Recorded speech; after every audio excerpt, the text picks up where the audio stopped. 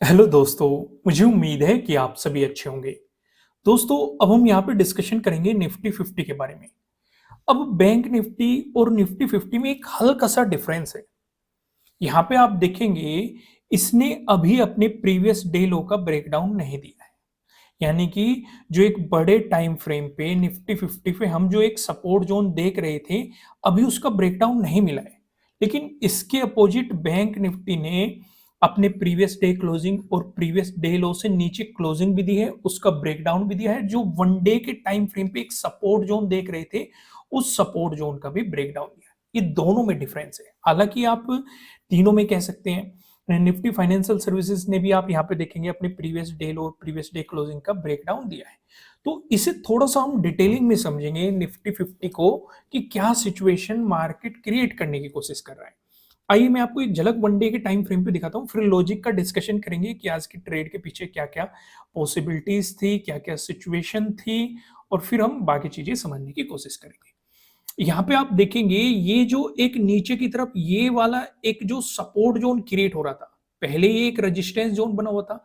Breakout मिलने के बाद इसने सपोर्ट की तरह एक्ट किया है। तो अभी इसका ब्रेकडाउन नहीं मिला है।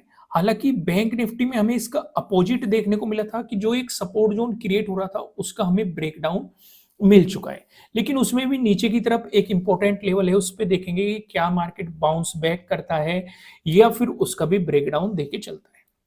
निफ्टी 50 में हम इसी सिचुएशन पे ध्यान रखेंगे कि भाई ये जो पहले एक रेजिस्टेंस जोन था, अगर इसका ब्रेकडाउन मिलता है तो हमें और भी गिरावट या और भी प्रॉफिट बुकिंग मार्केट में देखने को मिल सकती है। समझ पा रहे हैं कि नहीं इस सिचुएशन को? आइए फिलहाल हम इसका डिस्कशन थोड़ा सा बाद में करेंगे, लेकिन पहले हम आ जाते हैं लॉजिक पे। अगर आज की ट्रेड के पीछे आप सिंपल सिंपल चीजें देखेंगे, एट पे अगर आप फोकस करेंगे तो आपका क्या निकल के आता है? प्रीवियस डे हाई, ये आपकी क्या हो जाती है? प्रीवियस डे क्लोजिंग, ये आपका क्या हो जाता है? प्रीवियस डे लो। ठीक है। मार्केट ने एक आपको गैप अप ओपनिंग दी। अब मार्केट अगर गैप अप ओपनिंग दे रहा है, ध्यान से समझो मैं क्या समझाना चाह रहा हूं। बड़ी ग्रीन कैंडल, बड़ी रेड कैंडल, बड़ी गैप अप ओपनिंग और बड़ी गैप डाउन। मैं आपको हमेशा कहता हूं, इन चारों चीजों से दूर रहो, क्योंकि ये एक तरह की चलती ट्रेन होती है और चलती ट्रेन में आपको नहीं घुसना चाहिए। पहले उस ट्रेन को रुकने दो, प्लेटफॉर्म पे जाने दो।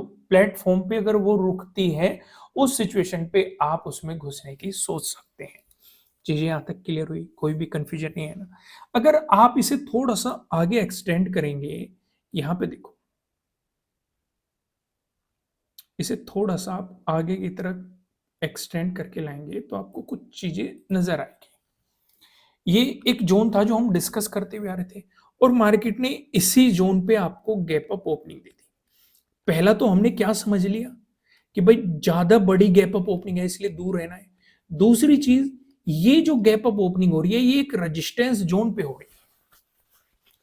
तो बेहतर हमारे लिए तब है अगर यहाँ पे कुछ टाइम स्पेंड करती, तब ब्रेकआउट देती, या फिर जो इसने रिट्रेसमेंट करके ब्रेकआउट दिखाया, तब अपॉर्चुनिटीज के बारे में आप सोच सकते थे। Clear clear.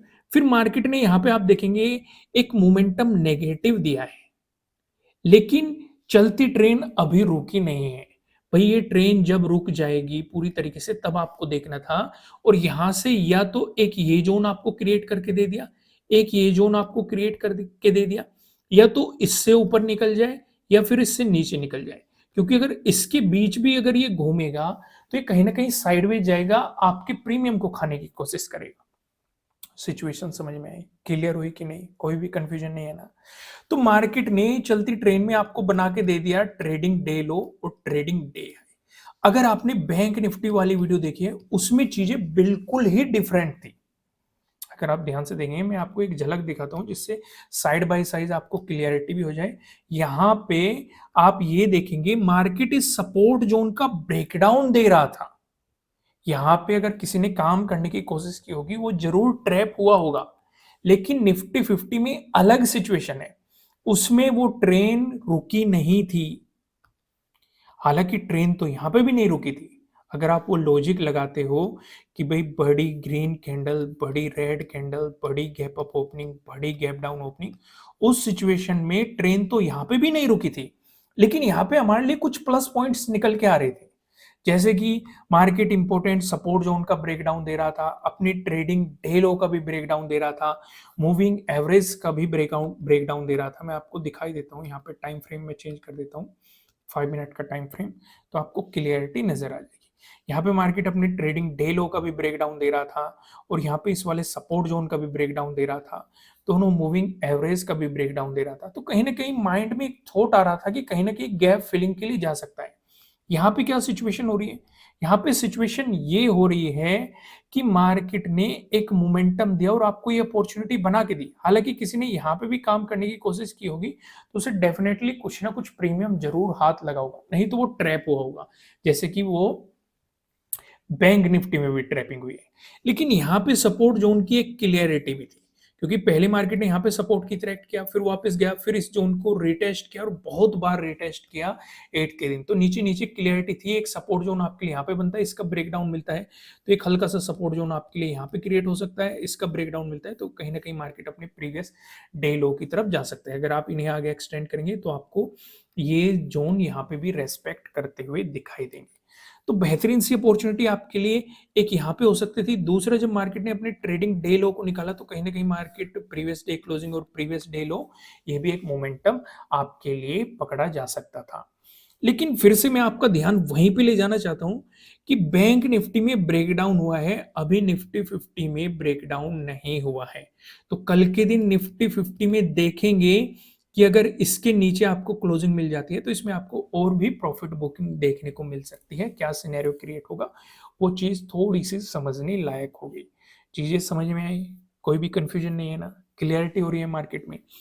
आइए अब हम यहाँ पे 15 मिनट के टाइम फ्रेम पे चलते हैं और यहाँ पे कुछ चीजें एनालाइज करते हैं। नीचे की तरफ तो आपको पता है कि ये एक इंपॉर्टेंट सपोर्ट जोन है, यहीं पे आपका क्या है, प्रीवियस डे लो है, यहीं पे आपका क्या है, प्रीवियस डे क्लोजिंग है, यहाँ पे आपका क्या है, प्रीवियस डे हाई है। इसे भी आप आगे एक्सटेंड करेंगे, ये आपका एक रेजिस्टेंस जोन बन जाएगा। भैया आप सिंपल सिंपल जानते हैं, सपोर्ट है, ब्रेकडाउन मिल गया तो रेजिस्टेंस की तरह एक्ट कर रहा है, ब्रेकआउट मिल रहा है, सपोर्ट की तरह एक्ट कर रहा है, फिर ब्रेकडाउन मिल गया, रेजिस्टेंस की तरह एक्ट करने की उसकी पॉसिबिलिटी बढ़ती जा रही है। यहां तक क्लियरिटी होगी। अगर मार्केट फ्लैट ओपन होकर आपको पॉजिटिव मोमेंटम दिखाता है तो इसका मतलब मार्केट कहीं ना कहीं सपोर्ट लेवल की रेस्पेक्ट कर रहा है। तो अगर मार्केट चलना शुरू हो जाता है, इस वाले स्विंग से ऊपर चलता है, तो आपके लिए एक रेजिस्टेंस की पॉसिबिलिटी, पहली तो पॉसिबिलिटी आपके लिए रेजिस्टेंस की यहीं पे रह सकती है। अगर आपको इसका ब्रेकआउट मिलता है तो आपके लिए रेजिस्टेंस की पॉसिबिलिटी इस जोन तक दिखाई दे सकती है। इसका ब्रेकआउट मिलता है तो ऊपर प्रीवियस डे हाई। वहीं पे अगर मार्केट फ्लैट ओपन होकर आपको नेगेटिव मोमेंटम दिखाता है, इसमें थोड़ा सा समझना, भाई नीचे ये कि सपोर्ट जोन है, सिर्फ इस बात पे ट्रेड मत करने लग जाना कि मार्केट प्रीवियस डे क्लोजिंग से नीचे चल गया या प्रीवियस डे लो का आपको ब्रेकडाउन दे दिया, नीचे चलना शुरू हो गया, इस बात पे ट्रेड मत करने लग जाना। इस सिचुएशन पे आपके लिए नीचे की तरफ ये एक इंपॉर्टेंट सपोर्ट जोन निकल के आ रहा है। जब तक इस वाले सपोर्ट जोन से नीचे आपको क्लोजिंग नहीं मिल जाती, कोई फॉलोअर कैंडल नहीं मिलती, तब तक आपको नेगेटिव साइड नहीं सोचना चाहिए, भले ही मार्केट रिवर्स करके आपका एसएल हिट कर दे। क्योंकि बैंक निफ्टी पे भी आपको नजर रखनी पड़ेगी। बैंक निफ्टी में नीचे की तरफ एक इंपॉर्टेंट जोन है जो कि हमने बैंक निफ्टी वाले वीडियो में डिस्कस किया था। साइड बाय साइड आपको ये भी देखना पड़ेगा, 47,000 का एक इंपॉर्टेंट राउंड लेवल भी है और ये एक सपोर्ट की तरह भी आपको एक्ट करता हुआ दिखाई दे सकता है। अगर वहां पे उसका भी ब्रेकडाउन मिलता है और यहाँ पे आपको इस वाले सपोर्ट जोन का भी ब्रेकडाउन मिलता है तो हो सकता है नेगेटिव साइड आपको कुछ मोमेंटम मार्केट में देखने को मिल जाए। चीजें समझ में आ रही है। वहीं पे अगला डिस्कशन करते हैं, अगर आपको गैप अप ओपनिंग मिल जाती है। दोस्तों गैप अप ओपनिंग का डिस्कशन करने से पहले मैं आपको बता दूं, आपके लिए किसी भी तरह का ना तो कोई बाय रिकमेंडेशन है ना ही कोई सेलिंग रिकमेंडेशन है। ये जस्ट एजुकेशनल पर्पज से बनाई गई एनालिसिस वीडियो है। इन्वेस्ट करने से पहले आपको अपनी रिसर्च करनी है, अपने इन्वेस्टर की सलाह लेनी है, क्योंकि प्रॉफिट भी आपका होने वाला है और लॉस की भी जिम्मेदारी भी आपको अपने आप लेनी है।